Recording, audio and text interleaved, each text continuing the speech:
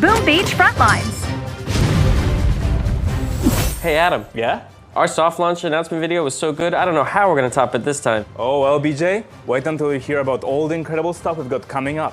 Oh yeah? Like what? Well, next month, we've got a new season pass with brand new cards, Nice. a new HQ level, also with brand new cards, Even nicer. new features and improvements, And balancing changes. and the return of the 4x4 radio. And more. Hi everyone, and welcome back to Radio Boom. I'm BJ, the community manager on Boom Beach Frontline, And I'm Adam, the game's lead designer.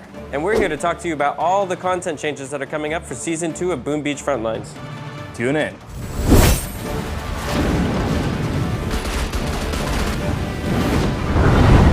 So let's talk about Season 2, Adam. Sure. First up, we're changing the name of our premium pass for Season 2. It was the Boom Pass, it is now the Beach Pass. I don't know where you get your inspiration, Adam.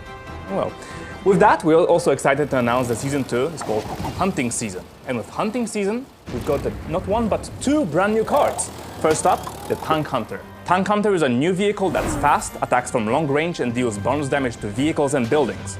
You can snipe armored targets from long distances, reposition, reload, and strike again. It's great for hit-and-run tactics, but it also has the speed you need to hunt down enemy vehicles before they pose a threat to your team. Sometimes the best defense is a great offense, right? Exactly, but like all vehicles, it does have some weaknesses. It is not as tough as a tank or a Scorcher, so make sure you keep it well away from enemy Zookas. Amazing, Adam. What else can we expect from Hunting Season? Well, the other new card in Hunting Season is called Baby Boom. It is a new addition to our Baby line of defense. Slotting in alongside Baby Mortar and Baby Turret, right? Oh yes, and just like those cards, Baby Boom is a mini version of a defense card. In this case, it's a portable boom cannon that can be deployed anywhere on the battlefield. It deals extra damage against armor, and once it's deployed, it will prioritize targeting buildings and vehicles. So it's perfect for protecting your base against vehicles or laying down some extra firepower when attacking an outpost. That's right. Both of these cards will be available when Season 2 launches at the beginning of December. Hunting Season features 70 reward tiers and will run for 1 month until the beginning of January. Plus, let's not forget about the returning perks for the Beach Pass players. Exactly. So you will still get your card level boost, which brings all your cards in your collection up to the HQ level. Exactly, and also your coin boost, which gives 10% coins to you and everyone else on your team and stacks for every Beach Pass player. And you will know who they are because Beach Pass players are showcased with a gold name at the end of battle leaderboards. And we also have the extra boxes available to the Beach Pass players once they've completed all 70 tiers. Nice. And in addition to all of that, the arrival of Hunting Season means we're also adding 3 new maps into our map rotation, which will replace 3 existing maps. There's 10 maps in the game, and there's 3 new ones. Keeping things fresh. Looking forward to that. Yeah, and last but not least, we're making adjustments to the star balancing and progression.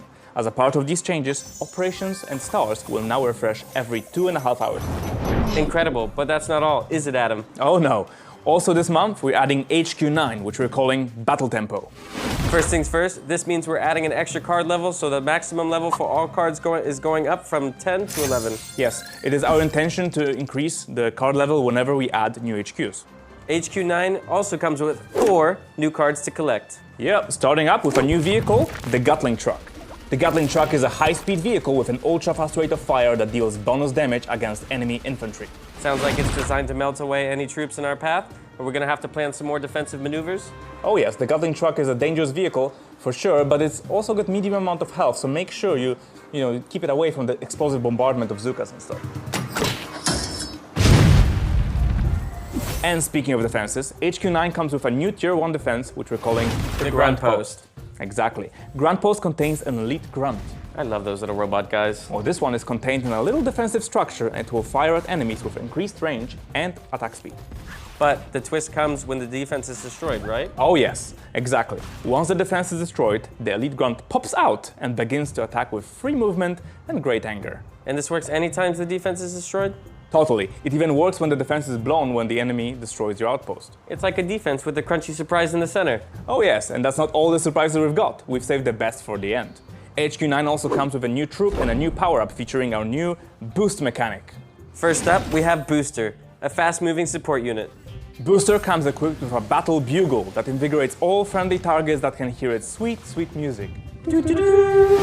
Booster's effect spreads to all targets inside a wide cone, and boosted units gain 35% boost to their movement speed, 20% faster rate of fire and reload speed, and 20% increased damage. That is a lot of bonuses. And what's more, the boost works not only on troops, but also on vehicles and defenses. That's right, so try boosting a tank or a boom cannon for some amazing results. And remember, booster affects all friendly targets in range, so group up and get ready to feel the boost. Joining Booster, we also have our brand new power-up, Battle Boost. Activating this power-up spawns a radio that plays inspiring battle tunes for friendly units, and boosts them with the same effect as the booster troop. And remember, that's a 35% boost to movement speed, 20% faster rate of fire and reload speed, and 20% increased damage. Lots of boosts! And remember, to protect the radio from enemy fire, because once the radio is down, the party is over. Wow, I feel so inspired by all these new things coming in, Adam. Do we have anything else? Well, it's hard to believe, but yes, we do. We've got a brand new card on HQ7, the Repair Laser. Repair Laser is the first addition of something I know a lot of people have wanted and asked for, the ability to repair friendly buildings and vehicles. Repair Laser auto-targets the most damaged building and vehicle first, so you can place it near your outpost and keep your captured base healthy. Or you could bring it with you on one of your offensive pushes. Oh yes, the repairs are extra effective on vehicles, so it makes a great companion to your armored offensives. It's a cool new tool, and it should bring out a bunch of new strategies onto the battlefield. We're also making some important changes to existing card balancing in this update. That's right, Adam. This is actually a key part of our soft launch. We've been looking carefully at the data about matches as well as community sentiment, and we're going to be making changes to improve the game. That's right. The full details of the existing card balance changes can be found on our social channels, but to give you the highlights... Yes, we're buffing Heavy, Flamer, Cluster, and the Armored Car. And we're improving the accuracy of Fire Bomber, Mortar Bike, Fire Lobster, Cluster, and Mortar. For this, we're using the same target prediction that we already have in use on our rocket launcher defense, meaning that your projectiles will aim slightly ahead of the target depending on their movement speed and the direction. And I'm sorry to say it, but we're reducing the range of Zookas slightly. Yeah, we found that the combination of long range and high speed made her a little too effective at getting pot shots at vehicles and defenses and running away out of danger unscathed. With this small reduction of range, we're hoping to give vehicles, defenses, and troops a fighting chance. There's a few more changes to gameplay we should also go over as well, and this is one we're really excited about. Oh yes, the return of the 4x4 radio. Yeah. For context, we have had the radio in our 4x4 in the first ever public alpha playtest, and we're now ready to bring it back. Woo! This means the driver of the 4x4 can now play the radio with the passengers in the vehicle, allowing everyone to ride along or run over your enemies in radio boom style. Also in this update, we're making a change to the targeting for spray weapons. Previously, spray weapons had the same target snapping behavior as all other weapons.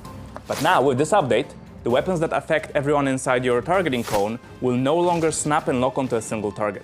And who's going to be affected by these changes, Adam? The changes affect Flamers, Scorchers, Meditank, and our new troop, Booster, and should allow you to smoothly move between multiple targets and fire at all of them with ease. And if there are two targets a few meters apart, you can just aim right between them and fire at both. Exactly. On the flip side, it will make it a little harder to keep track of individual targets trying to dance around you, so stay sharp. Yes, this is actually a massive change to how the targeting system works for spray weapons that ties into the buff for Flamer as well as the introduction of Booster. We're really excited to try it, and because we're still in soft launch and making tweaks, we'd love to hear your thoughts on it. But that's not it. We have extra improvements to spawn zones, bot AI, and the ways players join map. Yep, that's right. We've added spawn zone invulnerability, so players are now immune to damage within their spawn zone. No more spawn camping. We've also made extensive improvements to the bot AI, improved targeting behavior for lob defenses, and more. I can't wait until you guys try these out and share your feedback with us. In addition, we've also changed the backfilling mechanics so that new players joining the game should not put your team at a disadvantage. Yes, that's an interesting one. Currently, when players join a battle after it has started, the game will remove a bot from the game to keep the numbers even. But we've discovered in specific cases where this meant a bot would disappear just as they're about to capture a point. We've now tweaked this behavior and tweaked the way the players replace bots in game, so this shouldn't happen as much, and we hope this will make the games more fair. Matchmaking will get better over time as we make further adjustments and as more players join the soft launch. Getting our matchmaking as good as possible is a priority for us and something we pride ourselves in as a studio. We're continually working on making changes on that front. In fact, some of the changes are already live, so you guys should be seeing improvements. But stay with us on this one. We know we have more work to do. Next up on that front, we're also going to look at ways of making map loadouts a bit more fair for everyone. I'm hoping we'll have more to say on that in the future update. Now, let's talk about squad improvements. Squads! Good news! You can now send friend requests directly from the end of battle leaderboard. That's right, this is a great way to grow your friends list and gain new squad mates, so make sure you invite the people you've enjoyed playing with. Exactly. We've also made it much easier to manage your squad, send and reject invites, and check the in-game status of your online friend. Yes, that's right, and squads are another area where there's a lot more improvements we want to do, so please bear with us. Whew, Adam, I know you said there was a lot of changes, but you really meant it. Oh yes, and there's even more content coming up. We've been working really hard on this game, and there's so much more we're excited to build out as our soft launch ramps up. I really can't wait until we can discuss about alliances and events and game modes, but you'll need to bear with us on that one. Great, is there anything else that we can share now though, AK? Yeah, we've got the 2 new boxes. Oh yes, that's right. We're adding a premium box, and we're adding a quick draw box, which increases the chances of getting the cards you want. Oh yes, the quick draw box presents you with a combination of 2 cards and lets you choose the one you want the most. Now I can finally collect all the units I want. Oh yes. Next up? Some of you will have noticed 2 new player tags we've added to the game. Yeah, you may see people in the game with a CC tag in front of their name. This is a special tag that we've given away to verified content creators who are helping to grow our game. If you're a content creator who is interested in making Boom Beach Frontlines content, we'll link a sign-up form in the description down below with more details. And if you see someone in your game running around with an SA tag in front of their name, that means you're playing against a certified, real space ape like us. It may also be one of the devs who worked on the game since day one, or it might be an artist from one of our other games who's just trying the game live for the very first time. It might even be me collecting all of the new content. Last but not least, our most favoritist part. Fan art. Here's just a small selection of the art that we've been tagged in on our social channels. Look at this one. This one really speaks to me. Oh, this one, I really like the colors. Me too. Please tag us if you want your fan art featured in a future episode of Radio Boom using the hashtag BoomBeachFLArt.